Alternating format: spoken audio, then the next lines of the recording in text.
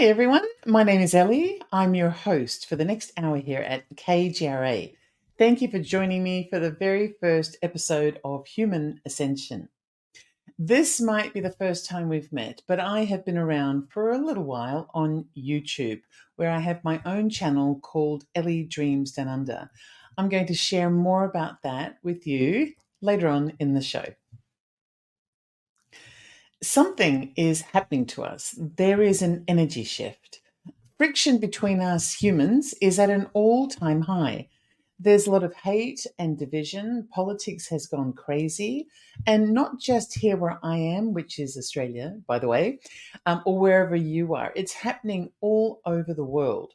World tension, I think we can agree, has gone through the roof. It's bananas. But that's not all. Technology is also advancing at a pace that we can't even keep up with or figure out how to regulate. And for the first time, I kind of have a feeling that we are genuinely, even though reluctantly, but genuinely on the brink of disclosure. Direct contact with ETs is not just a talking point for supposed weirdos anymore, like me. They're discussing ETs and potential contact in Congress, taking it very seriously. Spirituality and faith is being debated daily. People are seeing lights in the sky, for example, like my 80-year-old mother who went out for a walk recently and saw fiery green orbs dancing between the clouds. She came home as white as a sheet, not knowing what that was. Prophecies from long ago seem to be coming true. And even that little voice in our head that used to be attributed to psychosis is now commonly referred to as the voice or voices of our spiritual guides, helping us to determine right from wrong intuitively. Well, for some. For some, it might still be psychosis, because as we know, there are a lot of nutty people out there. Anywho, my point is that you can feel the vibrational shift happening all around us. But what does it mean? Is this the end of days? Or is this just the necessary shift that allows us, humanity, to become ready to ascend to a higher level of consciousness? One thing I know for sure, because it's been pretty much scientifically proven, although some scientists don't like to admit anything, and that is that the planets are currently lining up into the age of Aquarius, and that people all over the world have been talking about this for decades. People have even sung songs about it, and now it's happening right now as I'm talking to you right here. But why? Is it the aliens? Is it spirituality? Is it a virtual reality? Or, I don't know, is it like nothing? Is it none of these things? Is none of it real? Or is it that all of these things are the same thing, but just they're being given different names, or they're being interpreted by different people in different ways? So, this show is going to be about scratching the surface of all of the things that I've just mentioned and continuing to scratch until we find what's hidden beneath all the chatter. Because something appears to be coming. We can feel it, or at least I can feel it. Can you feel it? Do you want to know what it is? Because I really, really do want to know what it is. Every week, I will meet you here, if you like, on this show. And we will be examining one, two, maybe even three different concepts. It could be ancient wisdoms, current events, interesting people, conspiracy theories. We can look at scientific research, astrology, tarot, and maybe even invite the occasional expert to come and explain a few things here and there, so that we can hopefully understand the connections, or begin to, the connections between old and new information, famous and not so famous prophecies and predictions or ideas, spiritual concepts, and the truth about now, what really is, what's really happening, and what might be happening around us. There are no rules. I have no predetermined direction of travel here. I'm just going to go wherever this show ends up taking us. But the whole point of being here is to see if we can unravel some of the mystery of where humanity is going next and why. So, in today's episode, we're going to be looking at three different men who are closely linked to one another. These men have never met. It's impossible for them to have ever met. They may not even know about each other, although I do suspect they've heard of each other. Well, kind of. But they're linked together. And it's kind of weird because this connection is just one of the many things in life that seem separate at first glance, but then later, when we look deeper, we discover that they aren't separate at all. They're converged into one thing, and we're simply looking at them from different angles and differing perspectives.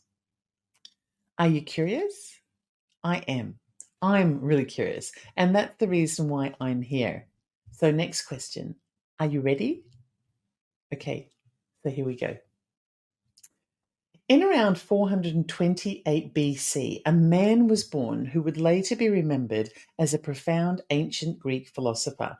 He is man number one to us in this trilogy, but his real name was Plato of Athens. Yes, that was his real name, but we just call him Plato.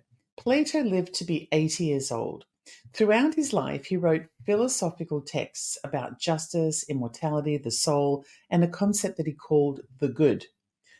So, the good is an idea that humans can reach perfect, eternal, and changeless form, which exists outside of space and time, a little bit like a human ascension. And that means that in as early as 400 BC, Plato was already talking about how it's possible to become so advanced that we no longer need to rely on space and time to exist. And that if we do exist outside of those things, we are likely to have reached perfection.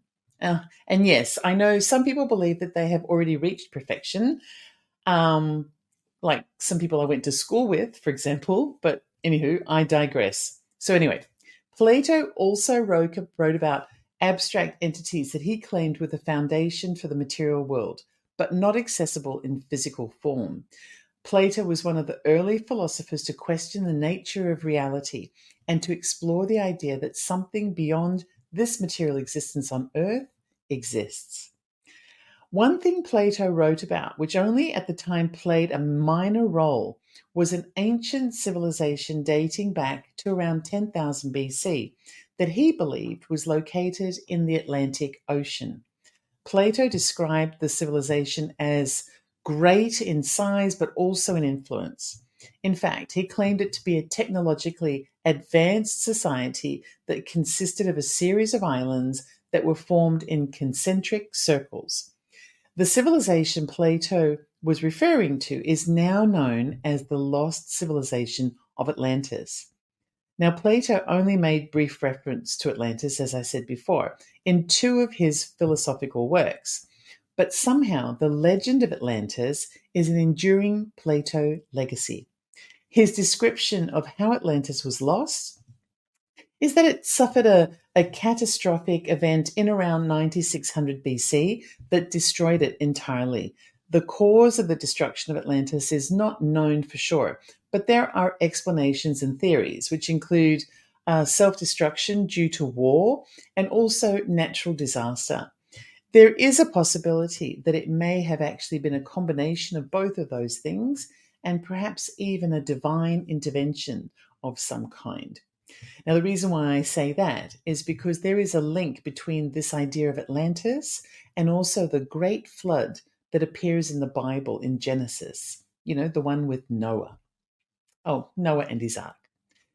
The story of Atlantis has its skeptics. Almost every modern scholar who studies Plato claims that he made up the whole thing and that no such civilization exists or ever existed. They say that he used Atlantis as a metaphor to support his political arguments, and that he had a habit of using myths in his writings, and that Atlantis is just one of those myths. However, Plato made a point of stating several times in his work that the story of Atlantis is fact, not myth. And there are emerging scholars, thank goodness, who are beginning to uncover evidence that too much of Plato's story of Atlantis is impossible to ignore, and that Atlantis could very well have existed. There's also another reason why Atlantis could not have been an imaginative creation by Plato. You see, Plato wrote that a different Greek philosopher, a guy called Solon, had given him the history of Atlantis, and that Solon had gotten that history from Egyptian priests during a trip to the ancient temple of Neith in Egypt. Solon had received the history of Atlantis, translated it so that it could be understood, and then had given it to Plato. But academics have never been able to actually disprove the existence of Atlantis, and they have never been able to prove that Plato made the whole thing up. So, without that proof, it's just an opinion. So, a little bit more about Atlantis. Plato described it as an island civilization that we can now consider to be similar in size-ish to the United States, and situated just beyond the Strait of Gibraltar in the Atlantic Ocean. Today, the location of this lost civilization is believed to be somewhere in the Venezuelan baseline area of the Bahamas. This area matches perfectly the geographic description given by Plato in his writings in terms of size, geophysical characteristics, and the sea levels that would allow an entire country to sit miles beneath the surface of the water, so deep that even today's search technology would struggle to locate or confirm it. The Egyptian priest had said that Atlantis was a rich island whose powerful princes conquered much of the Mediterranean area until they were finally defeated by the ancient Greeks and their allies. Over time, the Atlanteans became utterly corrupted by sin and greed, and ultimately Atlantis was swallowed up by the sea as a result of possible earthquakes. But there is another source of information relating to Atlantis that supports the idea that Plato didn't make this whole thing up. And it was proven to be true many hundreds of years after Plato had died. And that is the discovery of the Dead Sea Scrolls. And in particular, a 5-volume ancient text called the Book of Enoch. I'm going to be looking at the Book of Enoch in a future episode because there is so much to examine in the Book of Enoch that it needs an episode of its own. But for now, let's just give you some basics. So, originally, the Book of Enoch was discovered by a Scottish explorer by the name of James Bruce in 1773. So, the mathematics regarding that's around 1700 years after Plato had died. The Book of Enoch was adopted into religious text, and it currently appears as a bona fide element within the Ethiopian Christian Bible. However, it was rejected by the Catholic Church, and so it was never recognized within what we now think of as westernized Christian scripture. In the mid-20th century, some young farmers in the West Bank region found a cave with ancient pottery. And when the cave was investigated, what we now know of as the Dead Sea Scrolls was discovered, and fragments of original text from that Book of Enoch were included in that discovery. This added a kind of validation and credibility to the original discovery by James Bruce nearly 200 years earlier. The Book of Enoch is written in the same style as Bible scripture and talks about the creation of man, issues of humanity, and faith. It's really hard to find someone who can explain the Book of Enoch with clarity, but I'm going to give it a go. I'm researching it now, and when I can, I'll tell you what I've discovered. However, what I already know is that the Book of Enoch has important links to Plato. It talks about an ancient, highly advanced civilization of humans here on Earth that were corrupted by fallen angels. And that corruption was ultimately led to the civilization's destruction. The civilization that appears in the Book of Enoch is believed to be the same civilization whose existence was shared with Plato by his friend Solon and those ancient Egyptian priests so many thousands of years ago. Some experts believe that Plato, the Book of Enoch, and other ancient sources of wisdom are all talking about the very same civilization, and that is that civilization of Atlantis. Now, there is something else to consider here. The great flood that I mentioned that appears in the Bible in the book of Genesis, the one with Noah and his ark, It has been traced back tentatively to around 4 or 5,000 BC. But the thing is, it doesn't just appear in the Bible. There is a great flood story from around the same period that appears in almost every religious text, regardless of the religion. All around the world, various cultures have been telling stories about the Great Flood, which reshaped the world early on in human history, leaving only one survivor or a group of survivors, a family of survivors, or something along those lines. And their job was to repopulate humanity.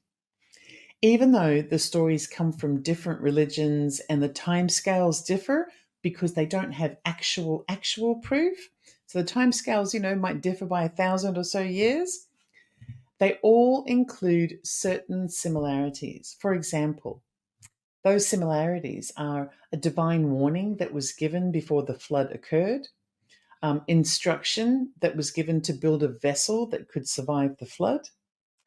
Also, the point that only a few people were spared death, and those who were spared were considered to be righteous by their Creator, and the instruction to those people to repopulate the earth after the destruction of existing civilizations appears to have in fact been the purpose of the flood. The Great Flood stories appear in ancient Mesopotamian texts, Abrahamic religions such as Christianity, Judaism, and Islam, also in Hinduism, Native American folklore, ancient Chinese texts, ancient Greek mythology, and also Australian Aboriginal folklore, just to name a few. These Great Flood stories also coincide with a known proven event that involved one of the most stupendous volcanic eruptions of historical times. Its origins were in around the Mediterranean region, estimated to be a few thousand years BC. The eruption caused earthquakes and tsunamis, one of which was shown to have destroyed the Greek island of Crete, killing all of its early inhabitants.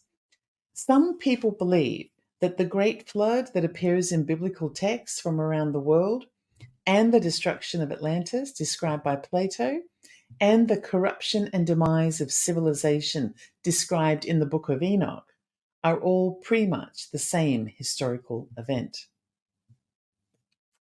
So, did the advanced civilization of Atlantis really exist? As you can see, there are plenty of reasons to believe that it did. No wonder that Plato's brief reference to Atlantis has lasted for 2,000 years. It's a pretty good theory all by itself. But it's not all by itself, and that's the point.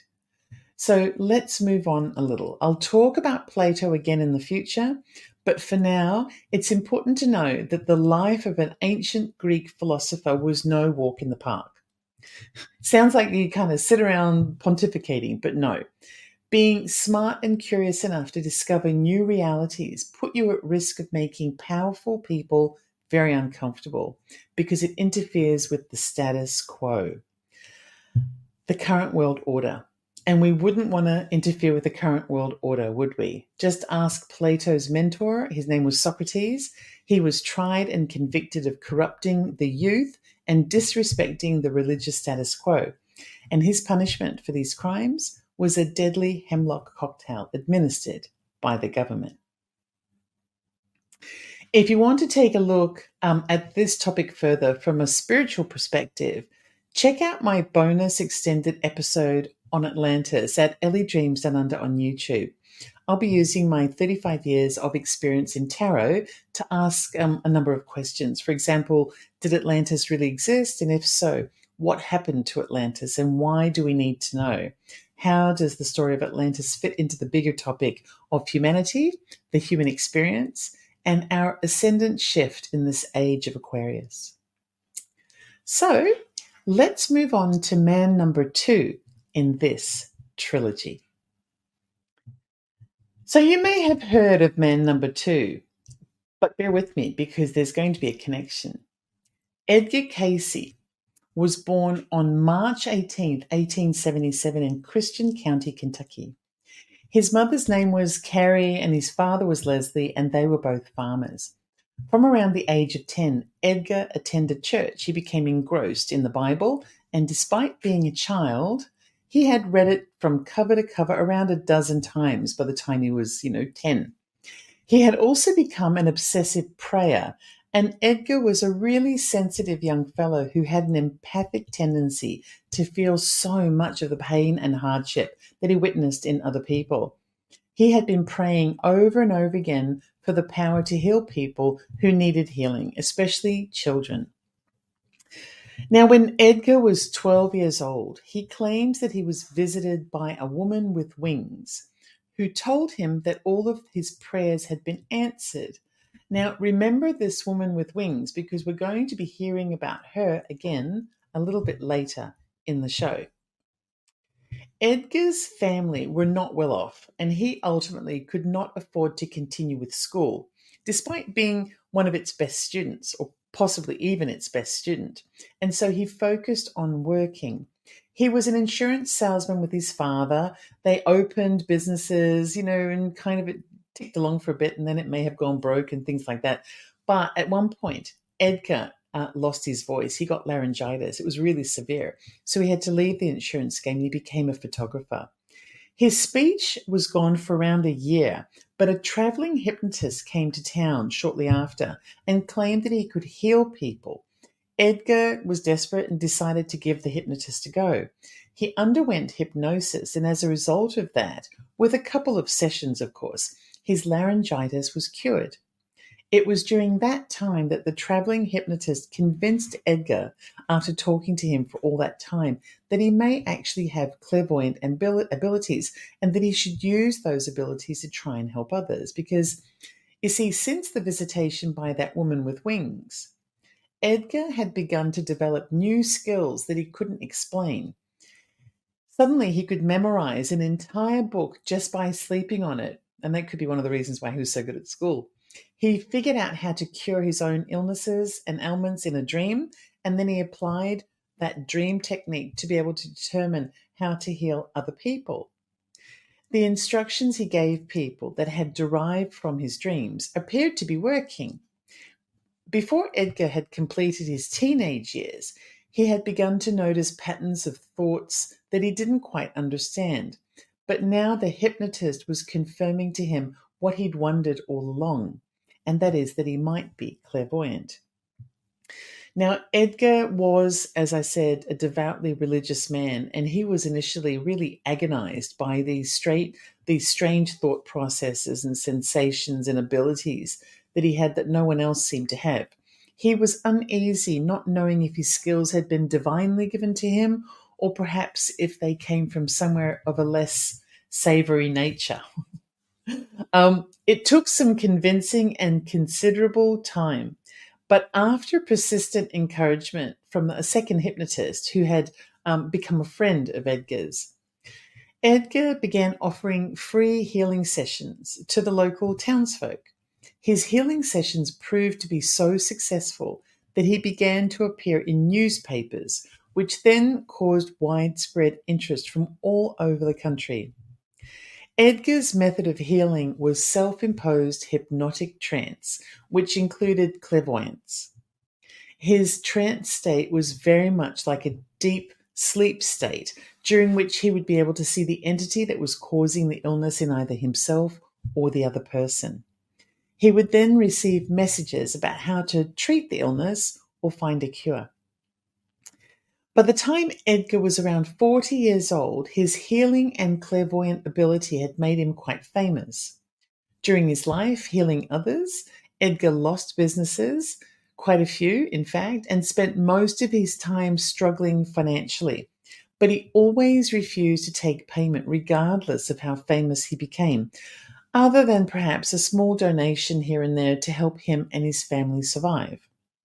Also, his Christian upbringing meant that he was forever conflicted by his clairvoyance.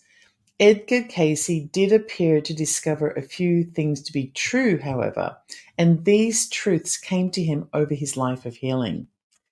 Some of the things that Edgar um, received messages on that confirmed to him were actually true were reincarnation and astrology, both of which I also think are true. There is so much more to tell about Edgar Cayce in general, and in a future episode, I'll focus on him in more detail. However, as you can imagine, Edgar had his skeptics. Most modern scientists consider Edgar Cayce to have been a fake whose psychic abilities were either fabricated, imaginary, or perhaps even delusional.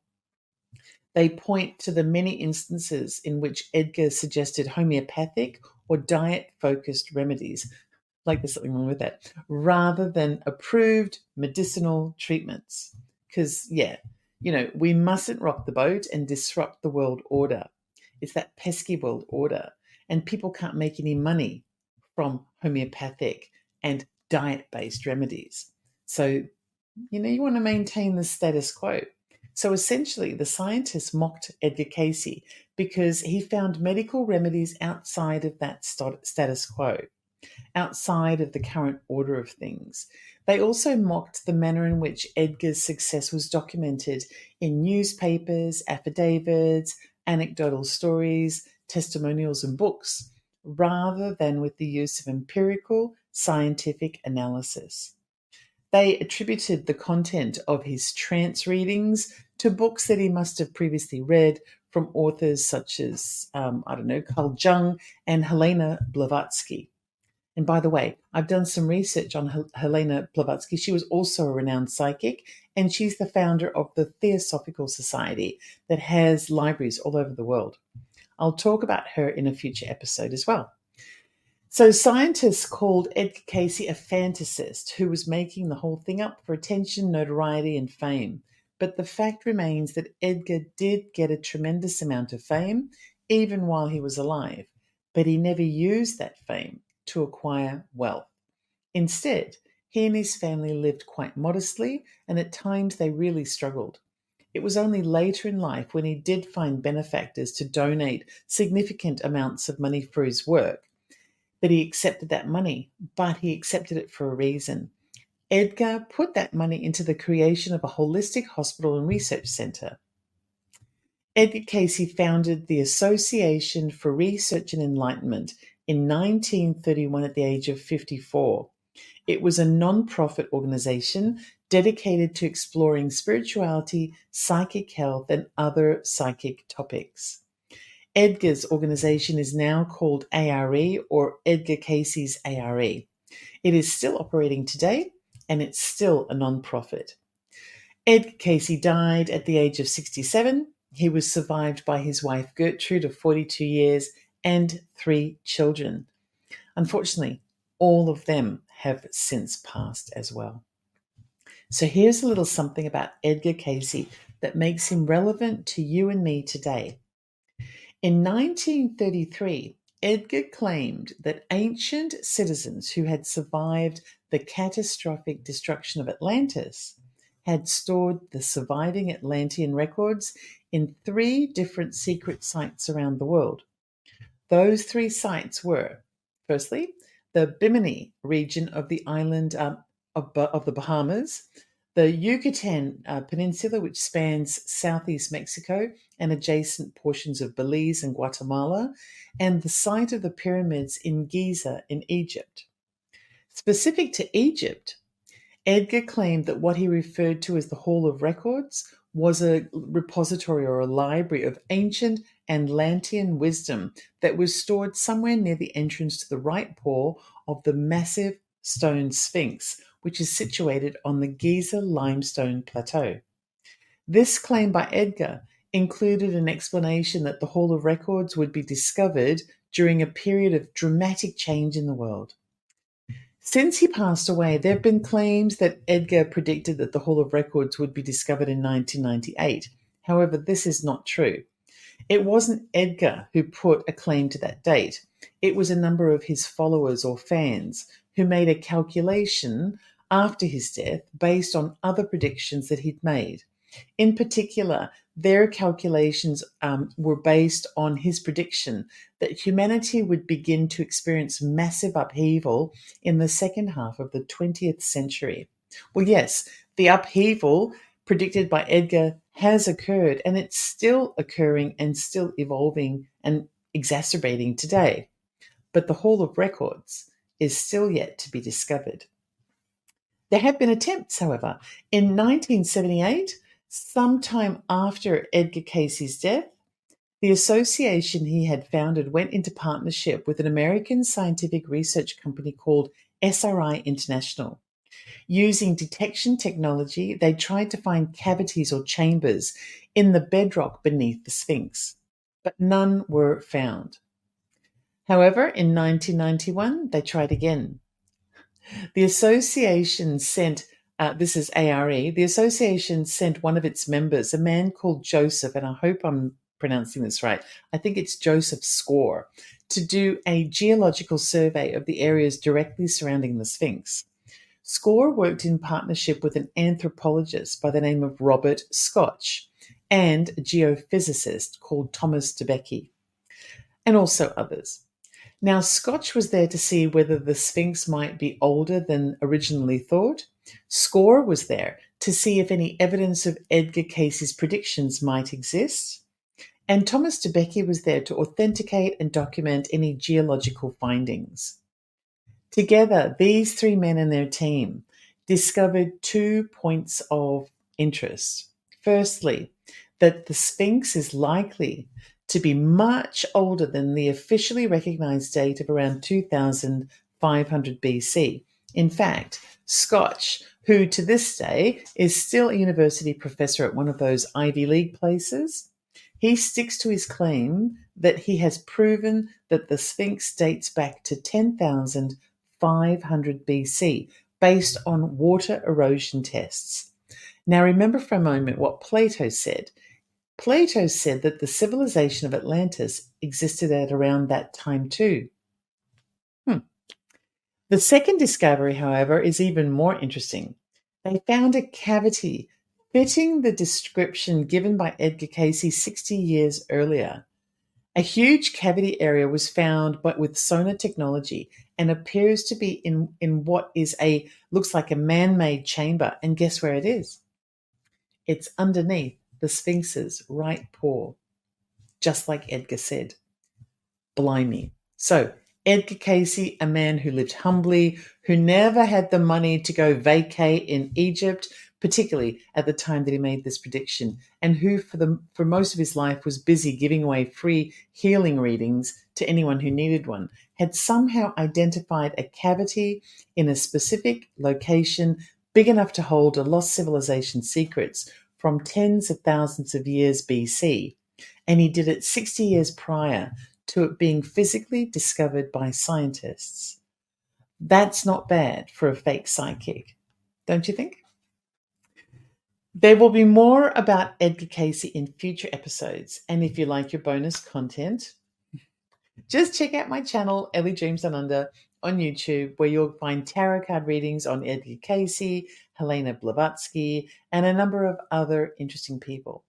In the meantime, if you happen to be anywhere near Virginia Beach, Virginia, you can always pop into Edgar Cayce's ARE, Association for Research and Enlightenment. And there are many other Edgar Cayce centers in, I think it's 37 different countries of the world today. He's really left his mark. So let's move on to fellow number 3 in today's trilogy. And I'm going to tell you now, I think I'm getting ready to surprise you. In 2007, Chris Bledsoe was nearly broke. He had worked hard his entire life to build a successful home building business. At one point, he had around 100 projects on the go at once, heavily mortgaged. He was living at large, was happily married with kids, and life was great. But on 9/11, 2001, the terrorist attack at the World Trade Center changed everything for Chris. Many of his building projects were governmental, and the government stopped booking new projects and buying houses for its personnel. By around 2003, Chris began to feel the pain of losing everything he'd worked for. And by 2007, it had gotten so bad that he was having trouble paying for his children's school lunches. Now, in previous years, Chris Bledsoe had experienced extraordinary things. He was shot in the back when he was a kid, and I think he was 10. And that's when he had his first near death experience. When Chris was an adult, he became gravely ill, and while he was in hospital, he experienced his second near death experience. That's kind of unusual for someone to experience too. But Chris was also no stranger to tragedy. His first wife had been killed in a motor accident. Her death really crippled Chris, and if it wasn't for the love and support of his friends, family, and his extended church network, he wasn't sure that he could have survived. So, Chris was a devout Christian. Doesn't that sound familiar? A deeply religious man who had spent his life putting his faith in God. And so by 2007, when hard times hit Chris, he continually turned to God for guidance and support. Chris had become an obsessive prayer. He was obsessively praying for help. Now that does sound really familiar, doesn't it? He prayed all day and all night. He prayed so much that it consumed him. He couldn't sleep, was becoming ill, and had trouble focusing on anything other than his prayers and the dire nature of his family's financial nosedive. In 2007, Chris Bledsoe was out fishing with a few close friends and family. He hadn't really been able to enjoy very much lately, and he had trouble connecting with the group. So he went for a walk to be alone with his thoughts and, of course, to be alone with his prayers. Chris was praying out in the woods by himself, and that was when he experienced a phenomenon in the sky that he thought was a UFO encounter. But whatever it was that Chris saw, it followed him home. It became part of his daily life and the daily life of his children. And to my knowledge, on at least one occasion, it shoved his wife in the kitchen just to prove that it couldn't be ignored. I don't think she's much of a fan. I've spoken extensively about Chris Bledsoe on the Ellie Dreams Under channel on YouTube. I have a 3-part series that explores his story, tests it with tarot, and then further delves into what I'm about to tell you right now. So, this is the dot that connects Plato of Athens, Edgar Cayce, and Chris Bledsoe together, despite the fact that there are many thousands of years between them and geography and circumstances. In around Easter 2012, Chris got an unexpected visitor, a shimmering woman of extraordinary beauty who hovered 6 feet above the ground as though she was an angel with wings. There it is. There it is. The woman shared a prophecy with him that links to the writings of Plato in around 400 BC and the predictions by Edgar Cayce in the 1930s. The Lady in White, which is what Chris Bledsoe calls her, said that in around Easter of 2026, so 2 years from now, when, and I quote, the red star of Regulus meets the eye of the Sphinx, unquote, everything about the origins of humanity will be revealed, and that contact with the guardians of humanity will occur. Since that day, Chris has become the most heavily documented, experimented on, and reported on experiencer, perhaps of all time. He has a book recently published called UFO of God, for which the foreword was written by former CIA covert operative of 25 years, Jim Semivan, and the introduction of which was written by retired US Army Colonel and UFO investigator John B. Alexander. Now, you may have heard of Chris Bledsoe, but did you know that what he claims happened to him was predicted and possibly also experienced by Edgar Cayce nearly 100 years earlier? Their two stories have so many similarities, and there is also another fellow that I'm aware of who might also have met this shimmering lady in white. A French guy who once claimed in the 1980s that he was abducted by her in the middle of the night and taken on this exquisite journey throughout the Galactica. And she gave him warnings to share with humanity. And did you know that before Chris Bledsoe was born and before Edgar Cayce was born, One of the world's most renowned ancient Greek philosophers also linked to this story, despite having been dead for around 2,000 years, and that things he had predicted that nobody believed at the time were later confirmed by ancient texts found in a cave somewhere in around the West Bank region, along with a bunch of Dead Sea Scrolls. So, there will be more on Chris Bledsoe in future episodes as well. But I will say for now that I've watched around 20 hours of interview with Chris in the last few months. I've also listened to things his family says, at least 30 to 40 hours in total. And all I can say is, yeah, no wonder the government is interested in Chris Bledsoe. Of course they are. But what does this mean? Was this an alien encounter? Was it a spiritual encounter? Or are they the same thing? So that's nearly it for today, but it's not the end of the story. These three men are connected. One of them was an ancient Greek philosopher, one of them was a 1930s psychic, and one of them is a 21st century UFO experiencer. But all three of them show ties to something that might, in fact, be coming in 2026, just 2 years from now. No wonder the energy is freakish if that's the case. Maybe it's a coincidence, maybe it's by design.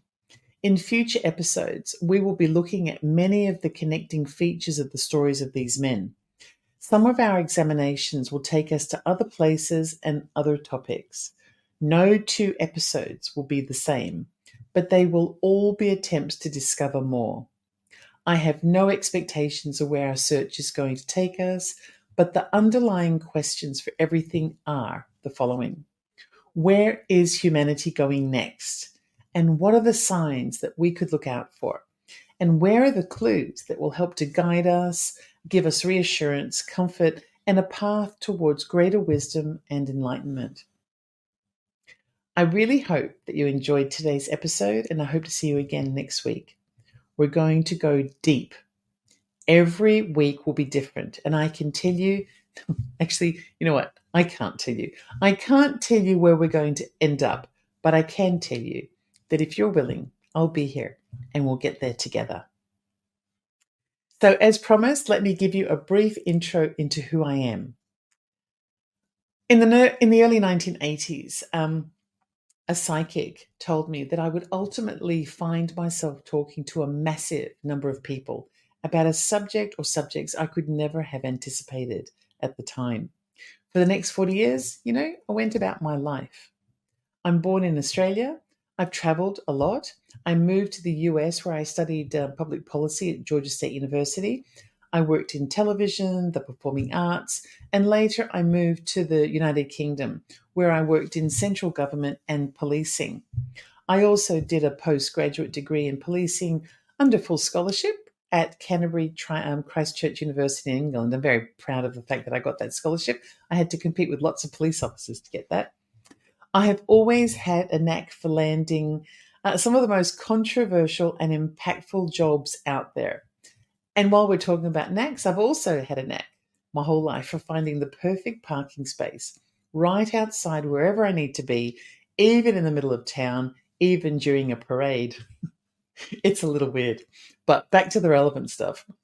For over a decade, I routinely worked on prominent government projects that were debated every evening in the news.